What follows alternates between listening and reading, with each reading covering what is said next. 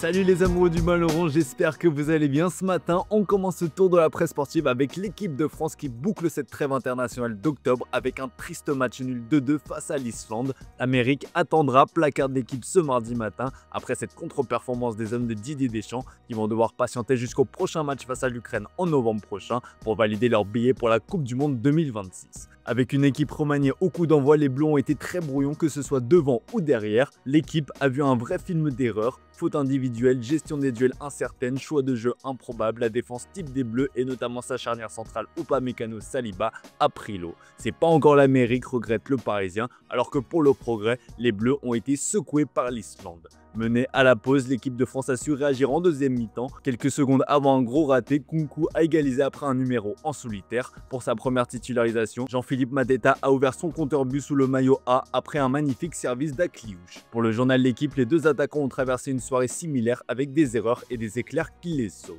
Après avoir fait le plus dur, les Bleus se sont relâchés juste après en concédant l'égalisation après un positionnement douteux de Jules Koundé. Après la rencontre, Didier Deschamps a poussé un coup de gueule sur l'arbitrage. Le sélectionneur français a notamment pointé du doigt une faute non sifflée à l'origine de l'ouverture du score. Sur le premier but, pour avoir revu les images, il y a faute sur Koné, elle est évidente. Je ne vais pas me mettre à pleurer, parfois ils doivent dormir en parlant des arbitres. Je ne vais pas dire lésé, mais je pense que les joueurs ont senti l'injustice sur le coup. La faute n'est pas évidente à la base sur le coup franc et il y a faute sur Manu Koné. On ne peut pas revenir en arrière, ils ont une occasion et marquent ce but. Jules Koundé a aussi fait part de son incompréhension après le match. Globalement, les Bleus ont certainement ressenti de la frustration après le match nul qui laisse place à beaucoup de regrets. La qualification pour la Coupe du Monde 2026 est toutefois loin d'être remise en cause. Ce n'est que partie remise. Chez nos voisins belges, la qualification est aussi tout proche. La Belgique a un pied en Amérique, se réjouit la dernière heure dans son édition du jour après ce succès 4-2 face au Pays de Galles. Les hommes de Rudy Garcia ont été portés par un Kevin De Bruyne décisif à 2 reprises sur penalty.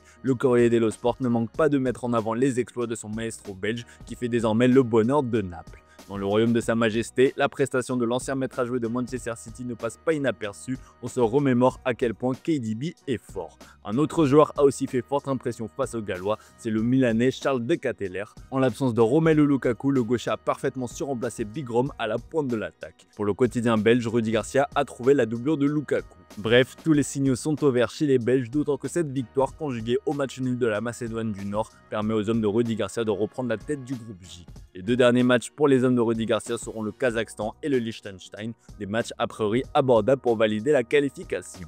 Direction l'Angleterre où les Sue Lions occupent tranquillement la tête de son groupe de qualification. Opposés à la Lettonie ce soir, les hommes de Thomas Tuchel ont pour objectif de se mettre définitivement à l'abri. Pour le sélectionneur anglais, ces matchs sont l'occasion de confirmer la bonne dynamique, peaufiner la bonne stratégie et trouver son équipe type. Ce mardi matin, toute la presse britannique reprend le coup de pression de Thomas Tuchel à Marcus Rashford. Comme vous pouvez le voir sur la une du Daily Star, du Daily Mirror ou encore du Sun, Tuchel a demandé à son attaquant d'élever ses standards. S'il a retrouvé son niveau de jeu depuis son prêt au FC Barcelone, il doit maintenant prouver sur la scène internationale qu'il fait partie des meilleurs joueurs au monde. Pour Tuchel, il n'est plus question de parler de potentiel pour un Rashford âgé de 27 ans, il doit agir s'il ne veut pas avoir des regrets toute sa vie. Tuchel a même affirmé que Rash était dans une situation dangereuse car il n'avait pas exploité tout son potentiel et n'avait pas réussi à reproduire en match ce qu'il fait à l'entraînement. L'attaquant n'a marqué qu'un seul but et délivré aucune passe décisive en 6 matchs sous la direction de Thomas Tuchel. Il est attendu au tournant par l'entraîneur allemand qui souhaite un collectif uni plutôt que des individualités. Le Daily Mail reparle d'ailleurs du cas de Jude Bellingham dans ses pages intérieures. Le tabloïd anglais est toutefois persuadé qu'une fois la star anglaise revenue à son meilleur niveau, Tuchel n'aura d'autre choix que de l'aligner en tant que titulaire.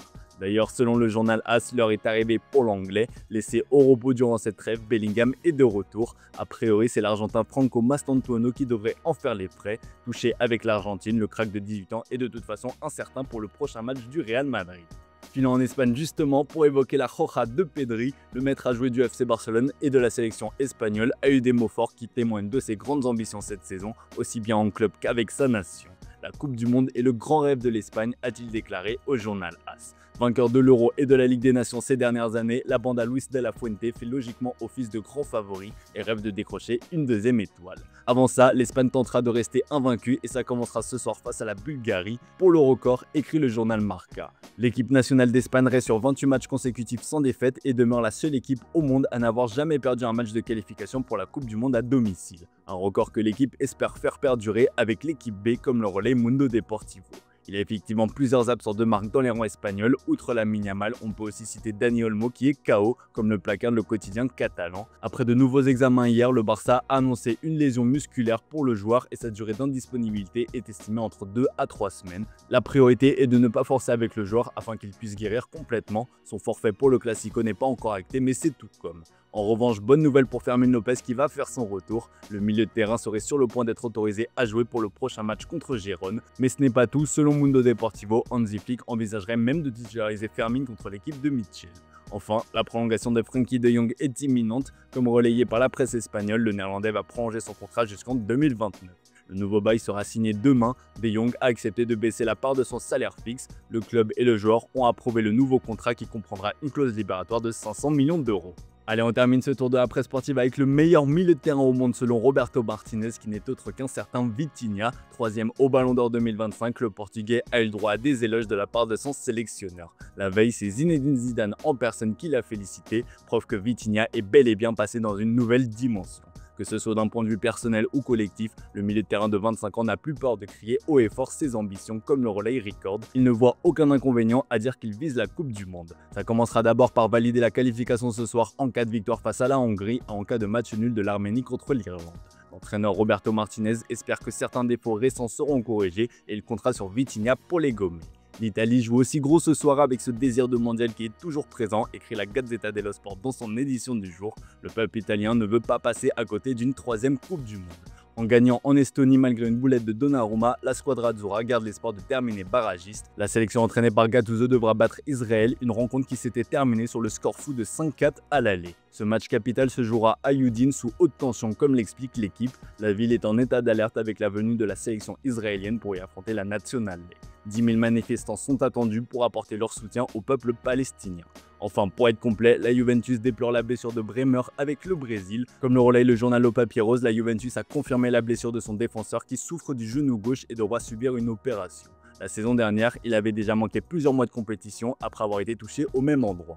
Son absence est estimée à au moins 2 mois, ce qui pousse la vieille dame à explorer des pistes cet hiver. Les noms de Kim Min-jae du Bayern Munich et de Milan Skriniar sont cités. Un prêt est évoqué pour le défenseur slovaque qui évolue à Fenerbahçe. D'ailleurs, Photomatch révèle une information assez folle ce mardi. Selon le média turc, Fenerbahçe envisage de recruter en attaque durant le mercato d'hiver. Le président Saadettin Saran a eu un entretien avec l'entraîneur Domenico Tedesco pour faire le point sur la situation de l'équipe et l'entraîneur a émis le besoin d'enrôler un attaquant plus décisif, ce qui a conduit la direction à évaluer plusieurs options en plaçant Karim Benzema en tête de liste. Les agents du Nube vont même être contactés pour sonder le terrain et si la réponse est positive, le processus de transfert sera lancé. Le club serait prêt à tout pour enrôler le buteur tricolore qui touche actuellement 50 millions d'euros par an en Arabie Saoudite et aurait des envies de revenir en Europe avant de clore sa carrière. Pour le faire venir, le média local affirme que Fenerbahçe est prêt à se séparer de John Duran.